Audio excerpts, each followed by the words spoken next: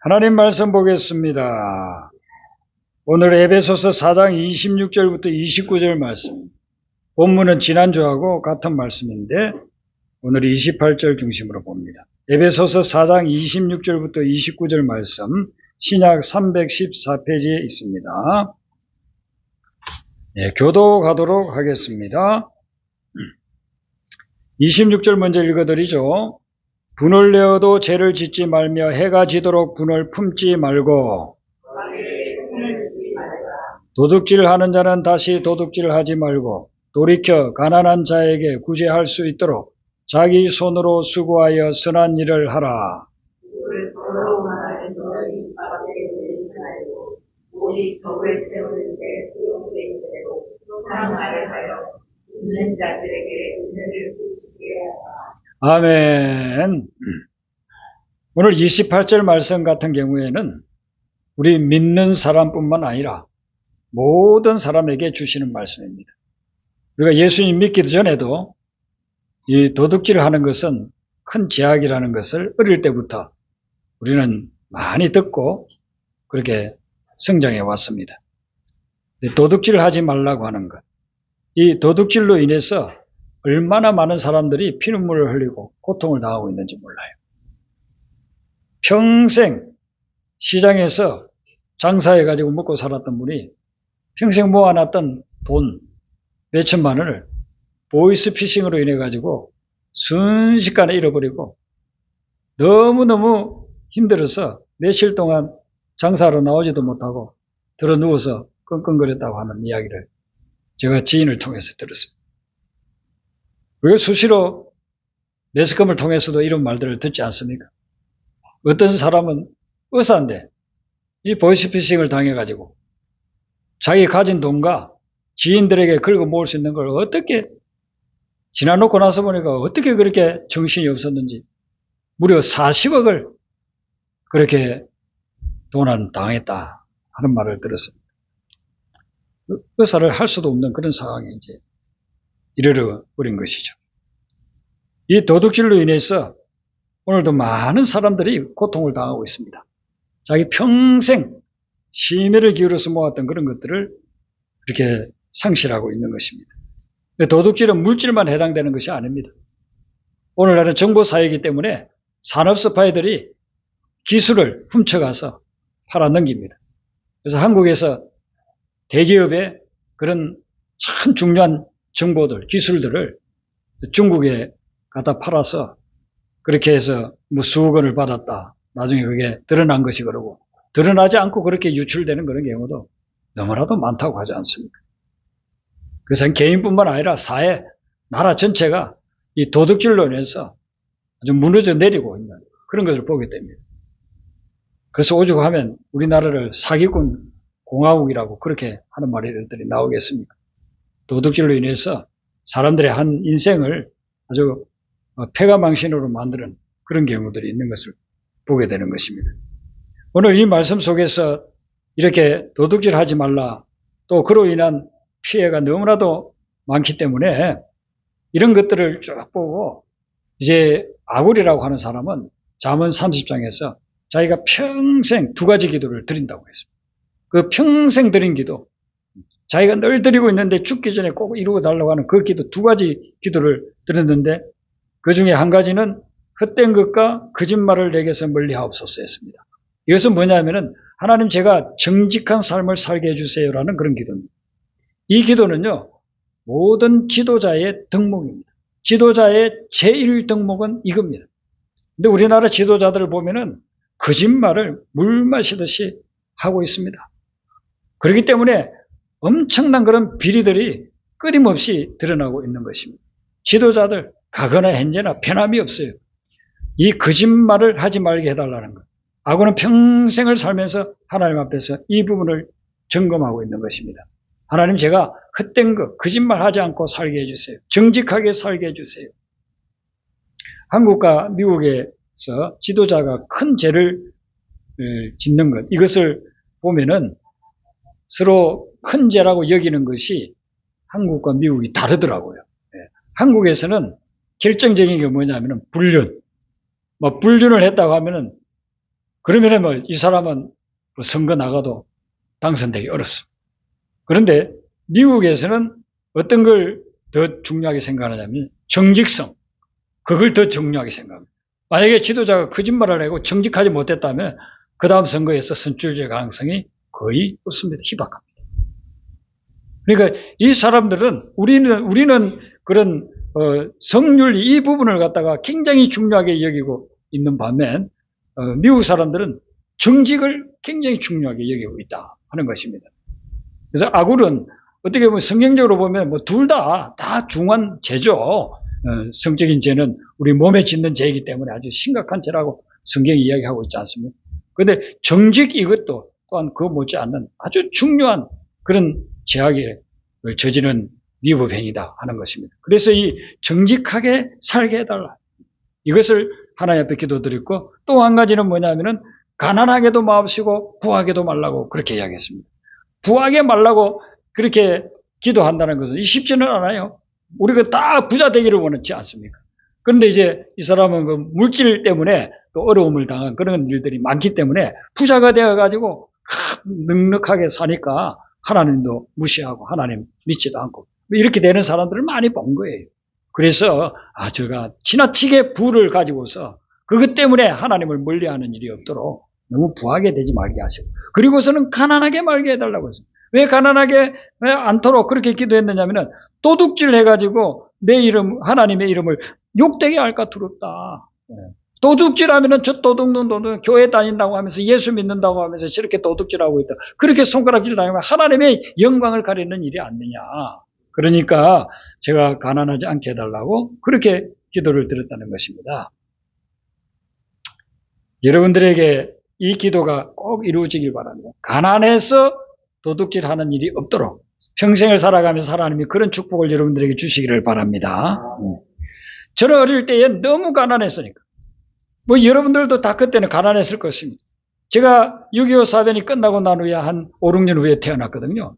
그러니까 뭐 얼마나 가난했습니까? 잿더미에서 뭐 제 어릴 때 기억이 가난하게 살았던 그 기억밖에 없어요. 먹을 것이 없으니까 너무너무 배가 고프니까 초등학교 때 학교를 갔는데요.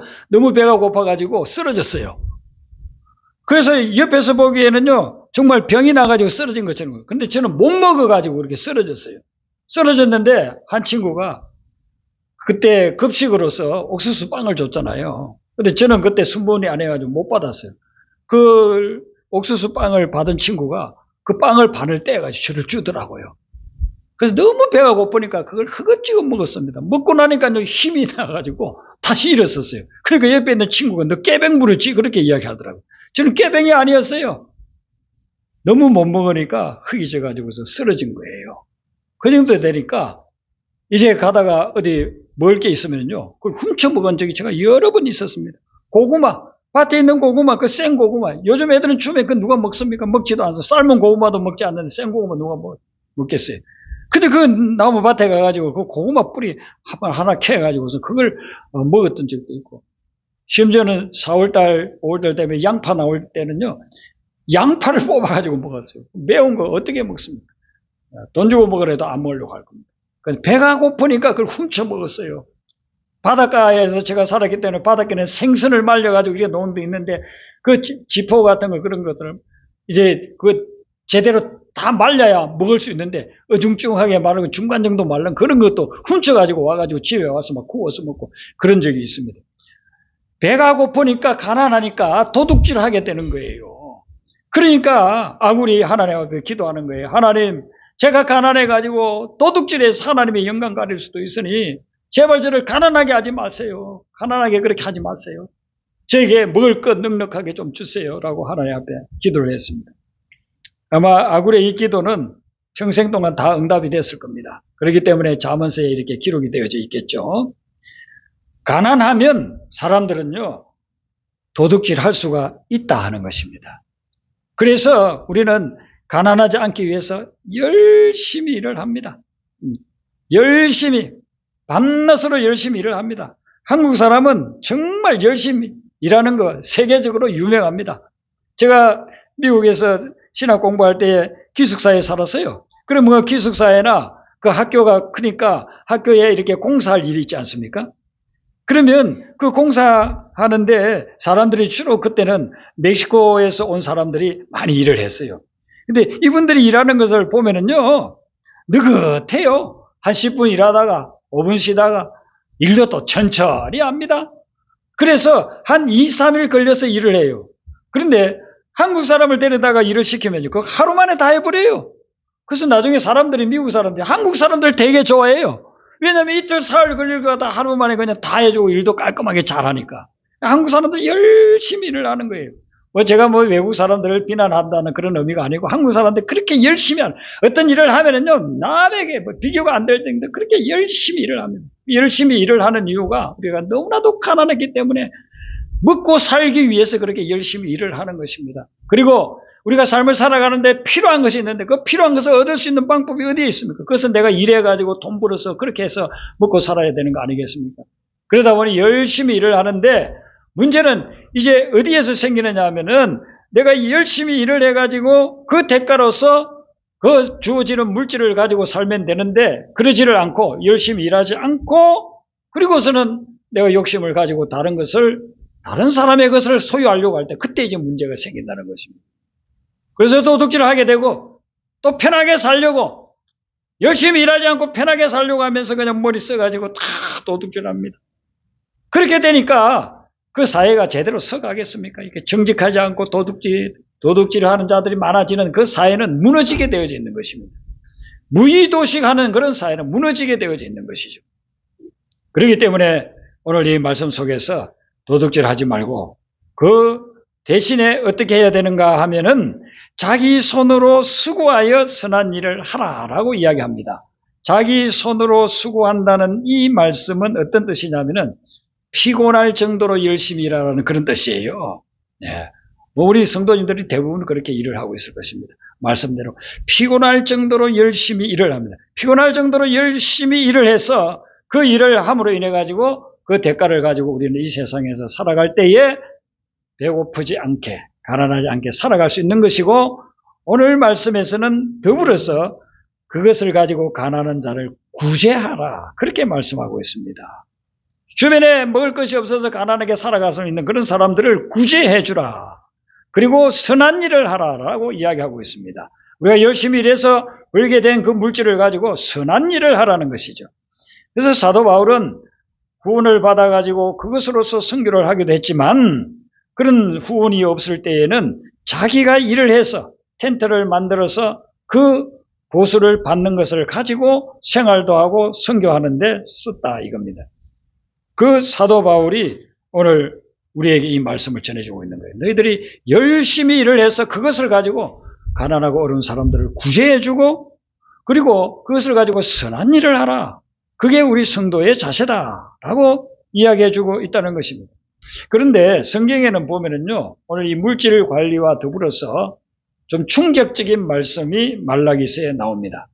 말라기 3장 8절에 보면 이런 말씀이 나와요. 사람이 어찌 하나님의 것을 도둑질 하겠느냐라는 말씀이 나옵니다. 여러분, 하나님의 말씀을 도둑질한다는 것 굉장히 충격적이죠. 그리고 하나님의 것을 우리가 어떻게 도둑질할 수 있겠어요? 하나님은 모든 걸 다 알고 계시고 전능하신 분인데 그래서 도둑놈이 오면은 다 미리 알고서 막을 수 있는 건 아니겠습니까? 그런데 이 말씀은 지금 불신자에게 이야기하는 것이 아니에요. 하나님 믿지 않는 자에게 말하는 게 아니고 이 말라기를 쓸 때에 이스라엘 백성들의 상황이 어땠느냐 하면은 북왕국도 망하고 남왕국도 망하고 이들은 이제는 완전히 다른 제국의 통치하에 있으면서 노예처럼 살아가고 있어요. 그런 때에 이 말씀을 주신 거예요. 말라기는 구약 성경의 마지막 성경이에요. 말라기가 끝나고 나서 한 400~500년 정도 시간이 지나고 난 후에 이제 신약이 나오기 시작하거든요. 그러니까 말라기는 구약의 마지막인데 마지막에 쓸 때 이때에 이스라엘 민족들의 상황이 별로 그렇게 좋지 않았습니다. 그들은 완전 노예 생활을 하다시피 하고 그렇게 하고 있었습니다. 그런데 왜 그렇게 되었는가의 그 원인을 이야기를 하고 있는 것입니다. 이들이 하나님께서 가나안 땅에 들어가서 젖과 꿀이 흐르는 땅에 들어가서 그곳에서 축복을 받으면서 얼마든지 살아갈 수 있는 그런 삶이었는데 그곳에 막상 들어가 가지고는 어떻게 했느냐? 하나님을 부리는 겁니다. 그리고 우상을 섬기게 되고 하나님이 하라고 한 일을 하지 않고 하나님이 하지 말라고 한 일들만 찾아가면서 사는 것입니다. 그래서 결국은 하나님이 인내하고 선지자들 보내서 그것을 깨우쳐줘도 깨달지를 못하고 계속해서 그렇게 범죄하게 되니까 몇백 년 후에는 북왕국 망하고 또 몇백 년 후에는 남왕국 망하고 그 다음에는 그들은 전부 다 노예처럼 그렇게 식민지 되어가지고 살아가게 되었다는 것이죠. 그들에게 너희들이 이렇게 된 근본적인 원인이 뭐냐면은 하나님의 것을 도둑질했다. 이것은 뭐냐면요. 하나님의 것을 하나님께 드리지 않았다는 것입니다. 자, 하나님의 것을 하나님께 드리지 않은 그걸 예를 하나 들기를 이 말라기 3장에서는 하나님께 드려야 될 11조를 이야기를 하고 있습니다. 11조는 우리 수익의 10분의 1을 하나님께 드리는 것이죠. 11조의 그 의미는 무엇이냐면 하나님께서 우리에게 모든 것을 주셨으니 그에 대해서 감사하는 마음으로 하나님께 10분의 1을 드리는 거예요. 그러나 근본적으로 따져보면은 10분의 1만 하나님의 것이 아니고 모든 것이 하나님의 것입니다. 저희 어머님이 2주 전에 돌아가셔가지고 제가 장례를 치르면서 마지막에 이제 입간 예배를 드리지 않습니까? 그래 입간 예배를 드리는데 입간 예배 때는 거긴 가보니까 조금 또 곳곳마다 그 순서가 달라가지고 먼저 입간을 하고 다 끝나고 나니까 이제 거기 교회 목사님이 오셔가지고 성도님들하고 같이 입간 예배를 드려주시더라고요. 그래서 우리 가족이 입간 예배 드리기 전에 우리 어머니 모습을 마지막으로 봤습니다. 동생이 그게 전문가니까 동생이 어머니를 아주 염을 잘 해가지고 또 메이크업도 해가지고 참 살아있는 모습처럼 그렇게 해서 가만 누워 계셔요.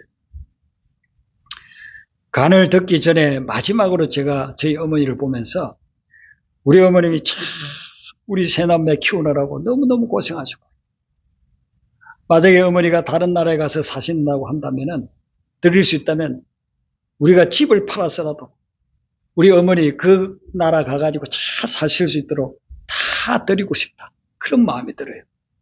정말 90평생 살면서요. 우리 자녀 3남매를 위해서 너무너무 고생을 많이 했습니다. 산에 가서 돌을 이고 내려오면은요, 하나를 이고 내려오면은요, 몇백 원을 줬습니다. 그걸 이고 오느라고요, 머리 밑이, 이게 돌에 눌려가지고 피가 철철 흐르고, 그 지치어를 이렇게 포를 뜨는데, 겨울에 얼마나 춥습니까? 그 추운 겨울에 그 지치어를, 그 포를 뜨다가 손이 얼어가지고요, 손이 동상이 걸리고, 온갖 고생을 다 했어요. 최고도 자가 말하는 어머니가. 새 남매 키우겠다고. 그렇게 고생해서. 저희 아버지는 44년 전에 돌아가시고, 혼자 갑으로 44년을 보내면서 온갖 고생을 다 하셨습니다. 그 어머니를 생각할 때, 어머니가 만약에 돌아가시면서 가져가실 수만 있다고 한다면, 우리 집을 다 팔아서라도, 우리 3남매 가지고 있는 다 팔아서, 가지고 있는 돈 다 해서라도 들었을 것 같아요. 근데 단 한 푼도 가져갈 수가 없었습니다. 그 모습 그대로만 갔습니다. 여러분, 우리가 태어날 때 가지고 온 거 아무것도 없습니다. 맨몸으로 왔습니다. 그렇게 살다가 죽을 때는요, 모든 것 내려놓고, 모든 것 다 내려놓고, 홀몸으로만 가게 되시는 거예요. 그럼 우리가 태어나서 떠나기 전까지의 누리는 모든 것, 소유한 모든 것들은요, 다 하나님이 우리에게 주신 것입니다. 이 땅에 우리가 누릴 수 있도록 주셨다가 생명이 끝날 때는요, 한 푼도 못 가져가고 다 내놓고 가게 되는 것입니다. 이걸 생각하면요, 내가 누리고 있는 것이 정말 하나님이 다 주신 거구나 하는 것을 깨닫게 되는 거예요. 그래서 공수래 공수, 빈손으로 왔다가 빈손으로 간다는 것입니다. 그 사이에 누리는 모든 것들은 하나님이 주셨다는 것. 이걸 우리가 믿게 되면 하나님의 것으로 드리게 된다는 것이죠. 이걸 우리가 믿지 못하면 이에 대한 믿음이 없으면요, 하나님께 못 드려요. 근데 여러분들이 신앙생활을 하면서 교회에 와서 신앙생활을 하면서 헌금에 대한 설교들을 들을 겁니다. 저는 목회생활 수십 년을 하면서 헌금에 대한 설교는 거의 안 했던 것 같아요. 제자훈련에서 이제 헌금에 대한 말씀들이 나오면 제가 설명을 해드리는 그 정도고, 헌금 설교는 거의 하지 않은 것 같아요. 성도들이 그 헌금 설교 때문에 상처를 받더라고요. 헌금 설교 때문에 상처받는 것을 저는 전도사 시절이나 신앙생활 초창기에 많이 봤어요. 그래서 헌금에 대한 설교는 저는 거의 하지 않습니다. 그러나 성경에 나와 있을 때는 그 말씀 그대로 제가 풀어드리는 것입니다. 한경지 목사님이 참 목회자들의 존경을 받을 정도로 그런 목회를 잘 하시고, 선한 목자로서 사역을 하시다가 세상을 떠나지 않았습니까? 그분이 은퇴를 하시고 이렇게 글을 쓴 게 있는데 그 글 중에 이제 제가 보니까 그분이 목회를 하면서 후회되는 게 하나 있다고 하더라고요. 그게 뭐냐면은 성도들이 이렇게 물질 때문에 부담 가지고 상처 받을까봐 자기는 11조 쓰고 설교를 거의 하지 않았다는 거예요. 그분 설교에 보면 11조에 대한 말씀도 있긴 해요. 그런데 성도들에게 11조하라, 11조하라, 헌금하라 그런 설교를 자기는 거의 하지 않았대. 그래서 정말 하나님께 드려야 될 걸 하나님께 드림으로 축복을 받아야 되는데 그 축복받는 길을 자기는 제대로 알려주지 못한 그 부분을 자기는 하나님 앞에서 회개한다고 그런 말들을 써놓은 것을 제가 봤습니다.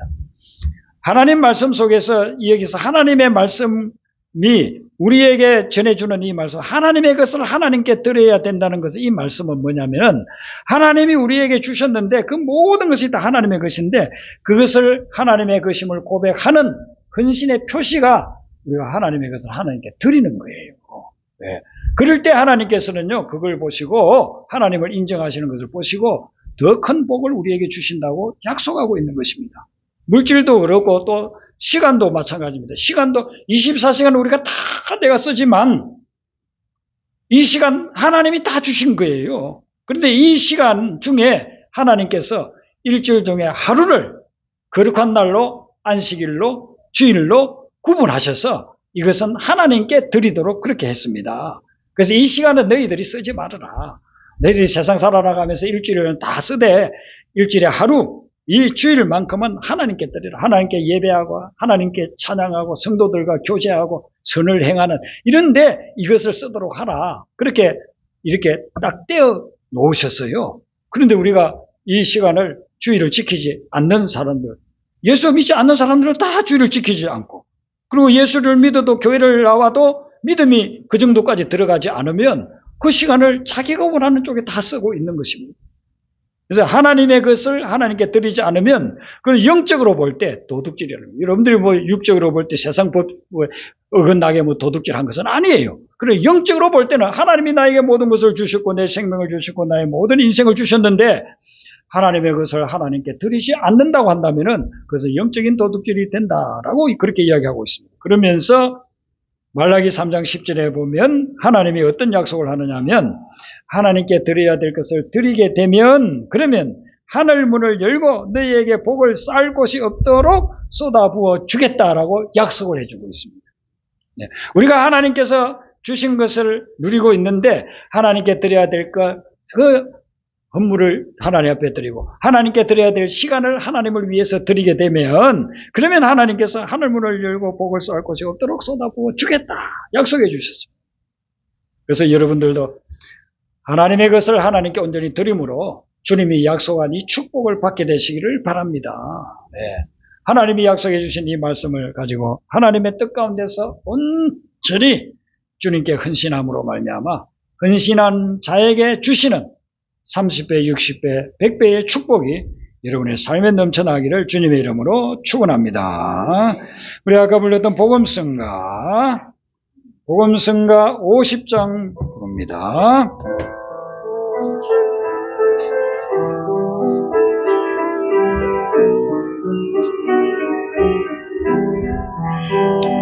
우리 주의 성령이 내게 임하여 주를 찬양합니다.